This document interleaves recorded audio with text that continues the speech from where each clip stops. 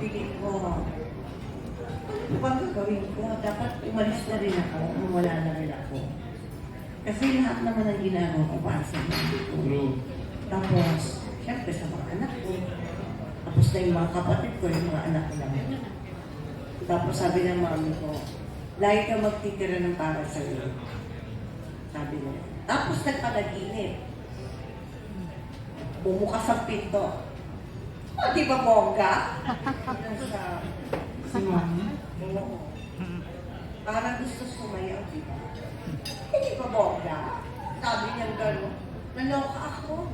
Sabi ko, Mami, kanya pakla ka pa rin. Nakakaya. Pakita sa'yo sa jeep si Mami. Oo. Kataas talaga yung parang si Dick. Lucy! Ganun po. Alright. Oo. Gusto ko na lang isipin yung mga ganda. Ayoko lang isipin yung ano. Kasi, hindi na natapos. True. Totoo yan na yan. Oo. Kasi ito, you just have to get used to it. Ang hirap naman yung you have to get used to it. Marami namang ibang bagay na pwedeng, you can easily try kasi you get used to it. Ha?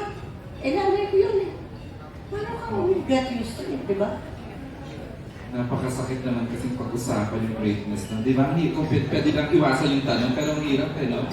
Oo. Kahit paano, kailangan natin mag-share. Nabubuhay pa ang mami ko ngayon. Sabi ko, lahat ng gusto niya, ibibigay ko. Lahat.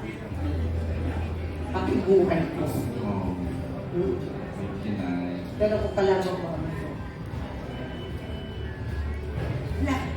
Yes. O Jimmy, dadagdag ka. You lost mom this year.